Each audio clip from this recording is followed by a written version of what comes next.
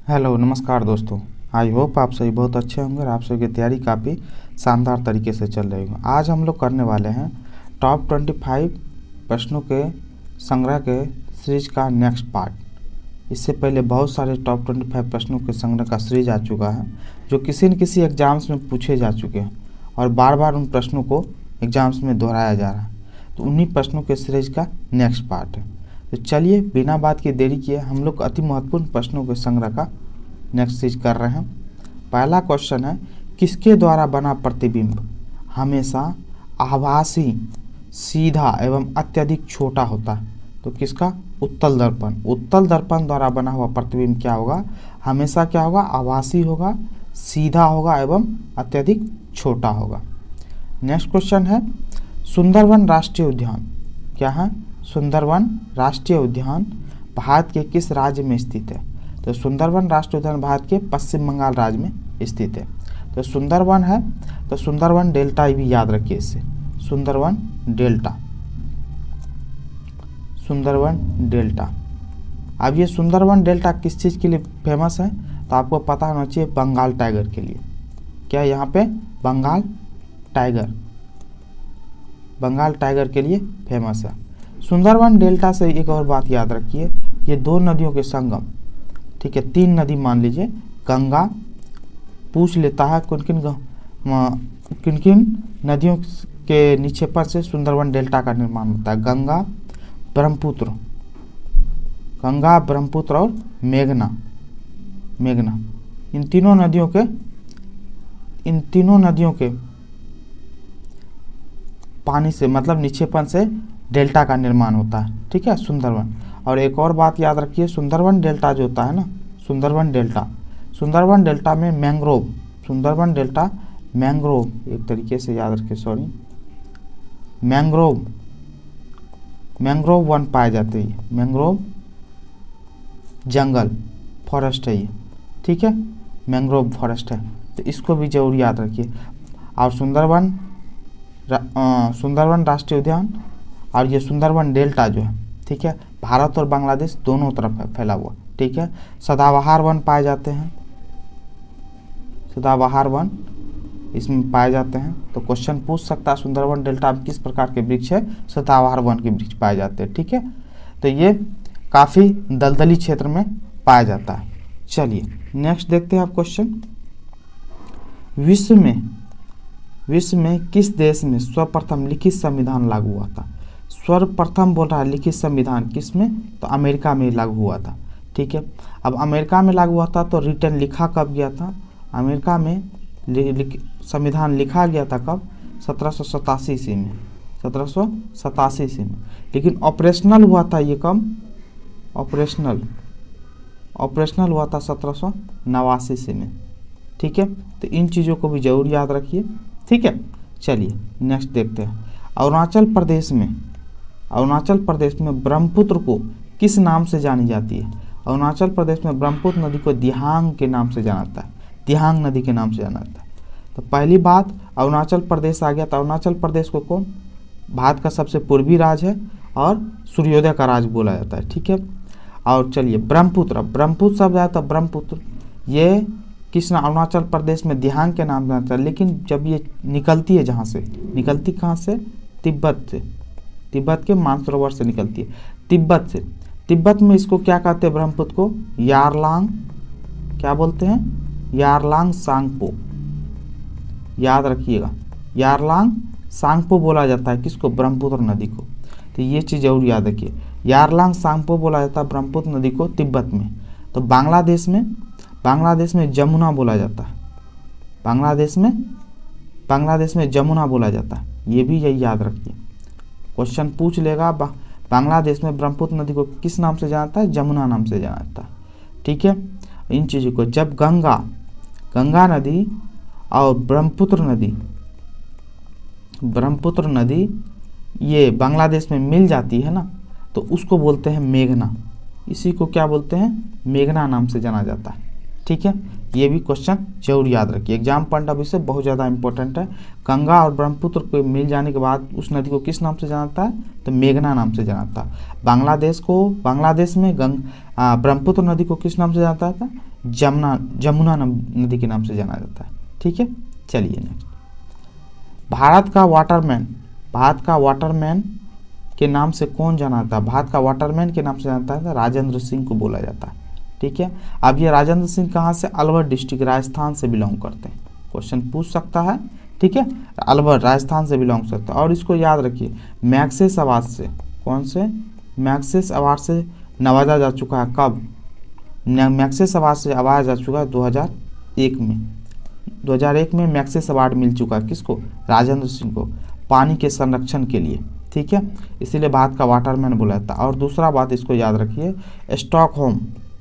Stockholm water prize जो है ना, इसको मिल चुका है कब? 2015 में राजेंद्र सिंह को।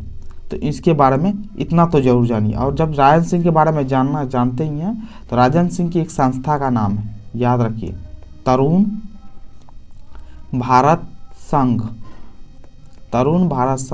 ये राजेंद्र सिंह की संस्था है जिसके थ्रू ये काम करते हैं। ठीक है, तो इनको भी जरूर याद रखिए, एग्जाम पॉइंट ऑफ व्यू से इंपॉर्टेंट है आपके लिए। चलिए नेक्स्ट, कौन सी पादप की पत्तियां बीड़ी बनाने के उपयोग में आती है? तो बीड़ी बनाने के उपयोग में तेंदू नामक पत्ती की इस्तेमाल होता है। ठीक है, चलिए नेक्स्ट क्वेश्चन देखते हैं। किस उत्पाद के लिए हॉलमार्क का उपयोग होता है? तो ज्वेलरी बनाने के लिए हॉलमार्क का उपयोग होता है। देखिए, भारत में ज्वेलरी दो चीज़ों के लिए हॉलमार्क का इस्तेमाल होता है। किसमें? सोना के लिए एवं चांदी के लिए। याद रखिए, सोना के लिए हॉलमार्क का इस्तेमाल किया गया था 2000 ईस्वी से स्टार्ट हुआ है, और चांदी के लिए 2005 से स्टार्ट हुआ। तो ये ईस्वी सन जरूर याद रखिए हॉलमार्क का। ठीक है, दूसरी बात याद रखिए कि 22 कैरेट का सोना जो होता है ना, ठीक है, किसका है? देखिए, ये क्वेश्चन आपके लिए क्वेश्चन पूछ सकता है। 22 कैरेट के सोना में कितना सीरियल नंबर दिया जाता है? तो 916 दिया जाता है। ठीक है, 916 का मतलब है 91.6% इसमें गोल्ड है। ठीक है, यदि कहीं पे आपको मान लो किसी भी कैरेट का गोल्ड लेते हो, उस गोल्ड पे यदि 756 लिखा हुआ है, तो इसका मतलब है 75.6% उसमें गोल्ड है। ठीक है, 22 कैरेट नहीं लिखा होता, उस पर 916 लिखा होता, तो 916 का मतलब है 91.6% उसमें गोल्ड है। यदि किसी गोल्ड पे, यदि सोना जो आप लेते हो उस पर 756 लिखा हुआ, तो उस पर समझ जाइए 75.6% गोल्ड है। यदि 438 लिखा हुआ है, तो मतलब है इस पर 43.8% उसमें गोल्ड है। ठीक है, तो इन चीज़ों को दिमाग में रखिए क्वेश्चन के लिए। ठीक है, दूसरा बात, कोड वर्ड पूछ लेता है कभी कभी गोल्ड को लेकर के। ठीक है, गोल्ड को लेकर के निर्माण वर्ष या गोल्ड कब बना है, क्योंकि आपको अभी हम बता चुके हैं सोने पे हॉलमार्क कब से स्टार्ट हुआ है? तो 2000 ईस्वी से स्टार्ट हुआ। तो 2000 ईस्वी को ए माना गया है, 2001 को क्या माना गया है? बी माना गया, 2002 को सी माना गया, 2003 को डी माना गया। इसी तरह सीरियली ABCD चल रहा है। ठीक है, यदि किसी गोल्ड पे बी लिखा हुआ तो समझ जाइए वो गोल्ड का ज्वेलरी जो बना हुआ, वो ज्वेलरी जो बना है 2001 में बना हुआ। यदि किसी पे डी लिखा हुआ, ठीक है, तो वो ज्वेलरी कब बना है? 2003 में बना हुआ। तो इसी तरीके से सीरियली चलता आ रहा है। ठीक है, तो आप इस तरीके से समझ जाएंगे। ठीक है, चलिए नेक्स्ट देखते हैं। भारत सरकार का क्या बोल रहा है? भारत सरकार का प्रथम लीगल ऑफिसर कौन होता है? भारत सरकार का प्रथम लीगल ऑफिसर होता है भारत का महान्यायवादी। ठीक है, भारत के महान्यायवादी का आर्टिकल कितना होता है? याद रखिए, आर्टिकल पूछ लेता है, आर्टिकल 76 होता है। तो याद रखिए, आर्टिकल 76 भारत के महान्यायवादी को लेकर के। अभी भारत के महान्यायवादी कौन है? आर वेंकटरमनी। याद रखिए, आर वेंकटरमनी। ठीक है, भारत के महान्यायवादी। चलिए नेक्स्ट है, भारत में प्रथम रेलगाड़ी मुंबई से कहाँ तक चली थी? तो मुंबई से कहाँ तक चली थी? थाने तक चली थी। कितने किलोमीटर चली थी? 34 किलोमीटर चली थी। ठीक है, ये बात तो याद रखिए, मुंबई से थाने 34 किलोमीटर चली थी। किसके टाइम पीरियड में चली थी? किस गवर्नर जनरल के? तो गवर्नर जनरल उस समय कौन था? गवर्नर जनरल था लॉर्ड डलहौजी। कौन था? लॉर्ड डलहौजी। ठीक है, याद रखिए, ये क्वेश्चन पूछा जाता है। लॉर्ड डलहौजी के टाइम पीरियड में मुंबई से थाने के बीच, मतलब रेलवे चालू स्टार्ट हुआ था भारत में। कब चला था?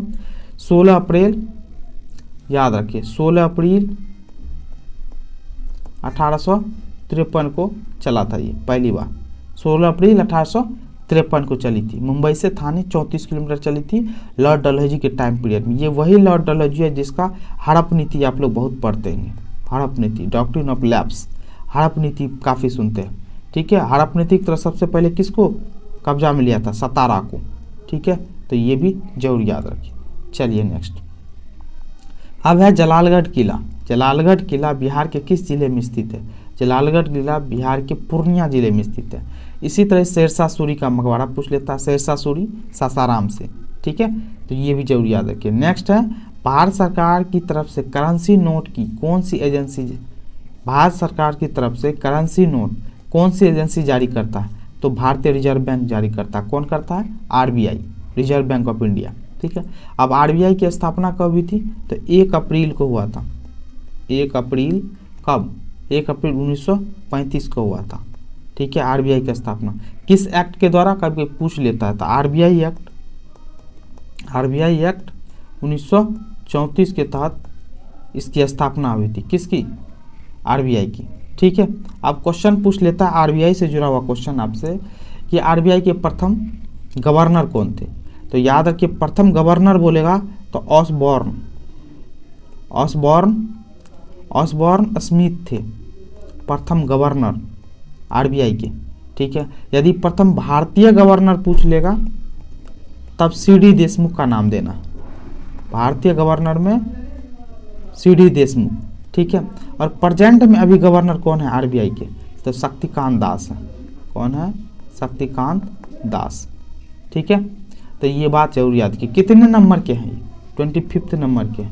ठीक है, 25वें नंबर के ये गवर्नर है RBI के, शक्तिकांत दास। ठीक है, तो इन सब चीज़ों को जरूर याद रखिए, एग्जाम पॉइंट ऑफ व्यू से बहुत ज़्यादा इंपॉर्टेंट। चलिए नेक्स्ट क्वेश्चन है 1761 1761 से 1772 ईस्वी तक, 1761 से लेकर 1772 ईस्वी तक भारत शासन करने वाले अंतिम महान पेशवा कौन थे? अंतिम महान पेशवा कौन थे? तो माधवराव थे। ठीक है, माधवराव थे। अब याद रखिए, माधवराव मराठा की बात आ गई तो मराठाओं से याद रखिए, मराठा किस चीज़ के लिए जाने जाते थे? मराठा में अष्टप्रधान, बार बार क्वेश्चन पूछा था, अष्टप्रधान किस चीज़ के लिए? मराठाओं से जुड़ा हुआ है। ठीक है, 2 प्रकार का कर लेता था। कर कितने प्रकार के? 2 प्रकार के कर लेते थे। एक चौथ लेता था, ठीक है, दूसरा लेता था सरदेशमुखी। सरदेशमुखी, ये भी याद रखिए, ये सरदेशमुखी किसके द्वारा लिखा जाता था? मराठाओं के द्वारा लिया जाता था। और चौथ भी मराठाओं, चौथ में 1/4 लिया जाता था। ठीक है, सरदेशमुखी में 1/10 लिया जाता था। ठीक है, तो ये कर के रूप में, तो ये चीज़ जरूर याद रखिए। और जब मराठाओं की बात आ गई तो छत्रपति शिवाजी महाराज के बारे में, शिवाजी का रायगढ़ में इसका राज्याभिषेक हुआ था।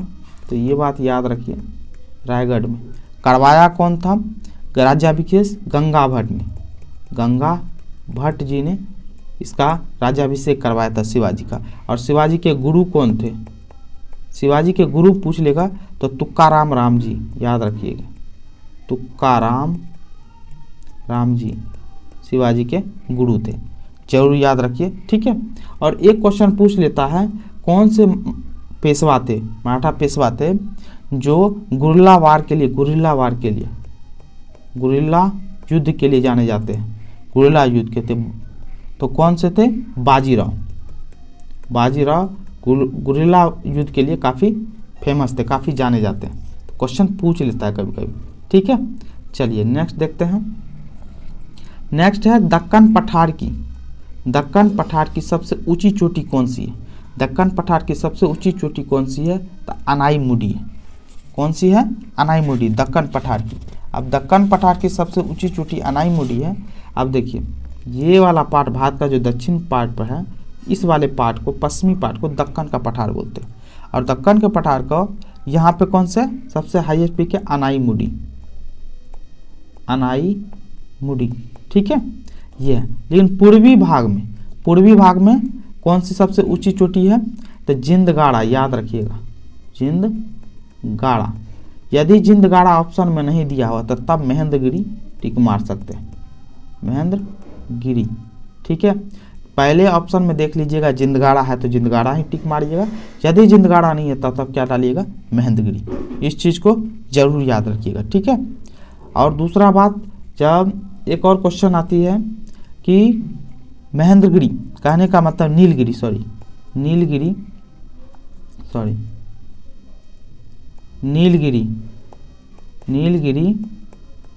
नीलगिरी की जो पहाड़ी है इसकी सबसे ऊंची चोटी का नाम क्या पूछ लेता है, सबसे हाईएस्ट पीक क्या, तो डोडा बेटा। कौन सा, डोडा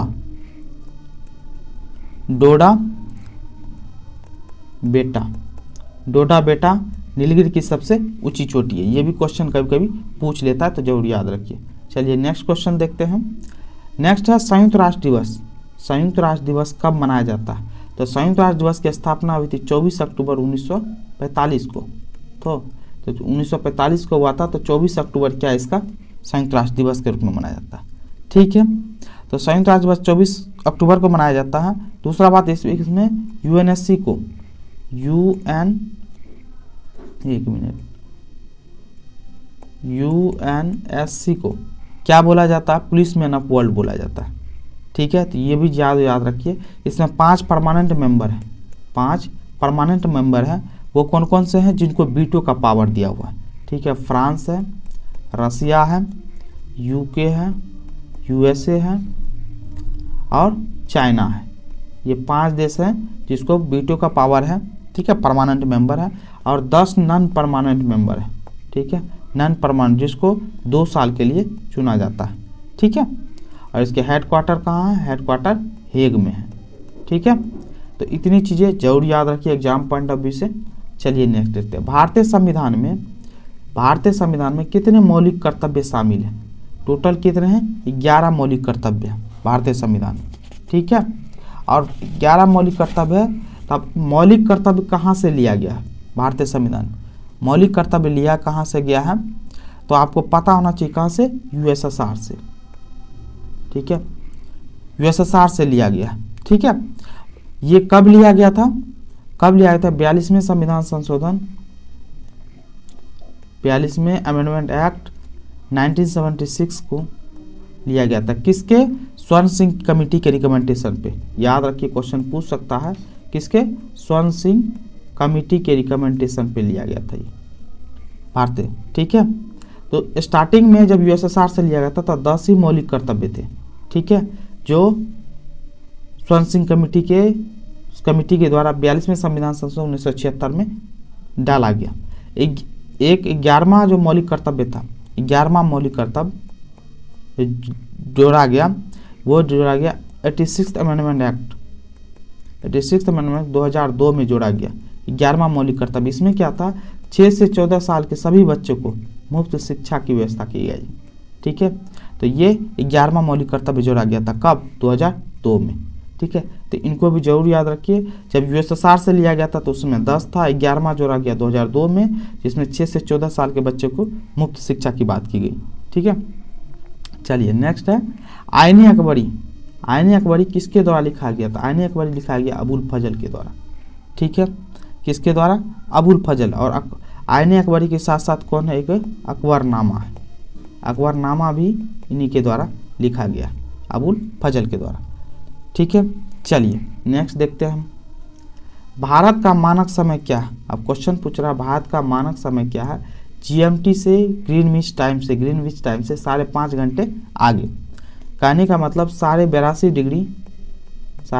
डिग्री ईस्ट जो है ना भारत का मानक समय है। ठीक है, और ये भारत का मानक समय, ये जो आप इंडिया का देखते हो मैप, ये 82.5 डिग्री जो है, 82.5 डिग्री ये भारत के 5 राज्यों से होकर गुजरती है। तो क्वेश्चन पूछ लेता है भारत का ग्रीनविच टाइम जो है ना 82.5 डिग्री ईस्ट कितने राज्यों से गुजरता है? तो 5 राज्यों से होकर गुजरता है। तो कौन कौन से राज्य हैं वो?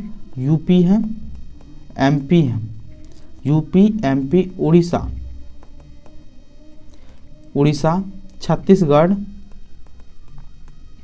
और आंध्र प्रदेश। ठीक है, ये 5 राज्य हैं जिनसे होकर के 82.5 डिग्री ईस्ट गुजरती है। ठीक है, तो इसको भी जरूर याद रखिए, आपके एग्जाम पॉइंट ऑफ व्यू से बहुत ज़्यादा इंपॉर्टेंट। चलिए नेक्स्ट, अब बोल रहा है किस प्रेसिडेंसी टाउन में भारत के प्रथम म्यूनिसिपल कॉरपोरेशन की स्थापना की गई। तो प्रथम म्यूनिसिपल कॉरपोरेशन की स्थापना की गई भारत में कहाँ, मद्रास में। ठीक है, तो इसको जरूर याद रखिए। चलिए नेक्स्ट क्वेश्चन है, स्टैंप इकट्ठा करने वाले, जो स्टैंप इकट्ठा करते हैं करने वाले शौक को क्या कहता है, फिलेटली बोला जाता है। क्या बोला जाता है, फिलेटली। नेक्स्ट है कौन सा वेद यज्ञ अनुष्ठान वीडियो नहीं होगा, विधि होगा, विधि से संबंधित है। तो कौन सा है, यजुर्वेद। आपको पता होना चाहिए 4 वेद है हमारे अपने, कौन कौन से 4 वेद है, एक है ऋग्वेद, सामवेद, यजुर्वेद के बारे में, यजुर्वेद और अथर्ववेद, ये 4 वेद। ऋग्वेद में किस चीज़ को लेकर के है, मंत्रों को लेकर के। ठीक है, मंत्रों के बारे में ऋग्वेद में बताया। सामवेद संगीत के बारे में ज्ञान देता है। यजुर्वेद यज्ञ की विद्याओं अनुष्ठानों के बारे में बात करता है। अथर्ववेद क्या चीज़ करता है, तो ये जड़ी बूटी आयुर्वेद के बारे में बात करता है। आयुर्वेद जड़ी बूटी सबके बारे में बात करता है, तो इसके बारे में आपको पता होना चाहिए। नेक्स्ट क्वेश्चन है, रेडियो संचार में कौन सा है, रेडियो संचार में कौन सी वायुमंडलीय परत भूमिका निभाती है। रेडियो का जो संचार होता है उसमें कौन सी वायुमंडलीय परत अपनी भूमिका निभाती है, तो कौन सी, आयनमंडल। आयनमंडल करते तो आयनमंडल के बारे में याद रखिए, यह हॉटेस्ट लेयर होता है, सबसे गर्म लेयर होता है, हॉटेस्ट लेयर होता है कौन, आयनमंडल। साथ साथ में याद रखिएगा इसमें इलेक्ट्रिकल चार्ज लेयर होता है, ये इलेक्ट्रिक चार्ज लेयर होता है, कौन सा, आयनमंडल। ठीक है, आयनमंडल के साथ साथ याद रखिए क्वेश्चन बार बार पूछा जाता है कि जेट जहाज जो चलता है ना, जेट प्लेन किस मंडल में चलती है, तो याद रखिएगा क्वेश्चन में समताप मंडल में उड़ते हैं। कौन सा, जेट प्लेन समताप मंडल में उड़ाया जाता है। ठीक है, एक होता है क्षोभ मंडल को लेकर के भी क्वेश्चन पूछ लेता है। तो क्षोभ मंडल में याद रखिएगा वर्षा जो होती है ना, वर्षा, बादल और वर्षा जो आते हैं, ठीक है, ये क्षोभ मंडल में आते हैं। तो इस चीज़ों को भी जरूर याद, एसिड रेन भी क्षोभ मंडल में ही आते हैं। ठीक है, और क्षोभ मंडल में अब कभी कभी पूछ लेता है बैड ओजोन, ये किस में, क्षोभ मंडल में ही पाया जाता है। ठीक है, चलिए नेक्स्ट क्वेश्चन है, कौन सी हरितगृह गैस नहीं है, हरितगृह गैस नहीं है बोल रहा है, तो कार्बन मोनोऑक्साइड क्या है, हरितगृह गैस नहीं। अब ग्रीन हाउस गैस कौन कौन से हैं, याद रखिए 6 गैस हैं, इसके बारे में आपको पता होना चाहिए। N2O, ठीक है, CO2, CH4, SF6, HFC और PFC। ठीक है, ये सब के सब 6 गैस हरितगृह गैस हैं। ठीक है, ग्रीन हाउस गैस है। ठीक है, अब ग्रीन हाउस एनर्जी के बारे में जाने, ग्रीन हाउस एनर्जी कौन कौन सी है, तो इंफ्रारेड, ठीक है, और कौन सा, ओजोन और वाटर वेपर, ये सब क्या है, ग्रीन हाउस एनर्जी है। ठीक है, तो क्वेश्चन पूछ सकता है, इन सब के बारे में जरूर याद रखिए। चलिए नेक्स्ट देखते हैं, आर्द्रता किस यंत्र द्वारा नापी जाती है, आर्द्रता किससे, हाइग्रोमीटर द्वारा नापा जाता है, आर्द्रता किससे, हाइग्रोमीटर जाता है। इसी तरह मिलता जुलता एक हाइड्रोमीटर, कौन सा है, हाइड्रोमीटर, इससे क्या नापा जाता है, तो हाइड्रोमीटर से नापा जाता है डेंसिटी को मापा जाता है, किसको, डेंसिटी को मापा जाता है। इसी तरीके से एक और पूछा जाता है आपसे, पायरोमीटर, PYROMETER, पायरोमीटर से क्या नापा जाता है, हाई टेम्परेचर नापा जाता है, बहुत ज़्यादा जो टेम्परेचर होता है ना, हाई टेम्परेचर, उसको मापा जाता है। ठीक है, तो इस चीज़ों को भी याद रखिए। एक होता है अल्टीमीटर, ALTI, अल्टीमीटर से क्या नापा जाता है, हाइट को, किसको, हाइट को, ऊंचाई को मापा जाता है। तो इन सब को भी जरूर याद रखिए, एग्जाम पॉइंट ऑफ व्यू से इंपॉर्टेंट है। नेक्स्ट क्वेश्चन है, किसके द्वारा दक्षिण में बहमनी राज की स्थापना की गई? तो किसके द्वारा? हसन गंगू के द्वारा दक्षिण में बहमनी राज की स्थापना की गई। इसका पूरा नाम, हसन गंगू का पूरा नाम पहले क्या था? अलाउद्दीन हसन नाम था, अलाउद्दीन हसन नाम था इसका, ठीक है। ये 1347 में ये बहमनी राज की स्थापना किया था साउथ में, और राजधानी कहाँ बनाया था? राजधानी बनाया था कहाँ पे? गुलबर्गा। कहाँ पे? गुलबर्गा, तो याद रखिएगा, ठीक है। चलिए नेक्स्ट क्वेश्चन देखते हैं। लास्ट क्वेश्चन है आज का, Simlipal biosphere reserve. Simlipal biosphere reserve किस राज्य में स्थित है? तो ये कहाँ पे है? उड़ीसा में, ठीक है। और याद रखिए इसके साथ साथ चिल्का झील, उड़ीसा में और क्या है? चिल्का झील, इसके बारे में भी याद रखिए। ये कहाँ पे? उड़ीसा में ही है चिल्का झील, ठीक है। जगन्नाथ टेम्पल, जगन्नाथ टेम्पल भी कहाँ पे है? उड़ीसा में, ठीक है। एक और अच्छी बात याद रखिए कि भारत में टोटल 18 बायोस्फीयर रिजर्व है, 18 बायोस्फीयर रिजर्व है, ठीक है। बायोस्फीयर, जिसमें से 12 बायोस्फीयर रिजर्व जो है ना यूनेस्को द्वारा मान्यता प्राप्त है, यूनेस्को द्वारा लिस्टेड है। यूनेस्को में 12 बायोस्फीयर रिजर्व लिस्टेड है। तो ये थे आज के टोटल टॉप 25 प्रश्नों के संग्रह का पूरा एक्सप्लेनेशन। आई होप ये आपके एग्जाम पॉइंट ऑफ व्यू से बहुत ज़्यादा इंपॉर्टेंट होंगे, क्योंकि ये बार एग्जाम्स में पूछे गए उन्हीं प्रश्नों का संग्रह।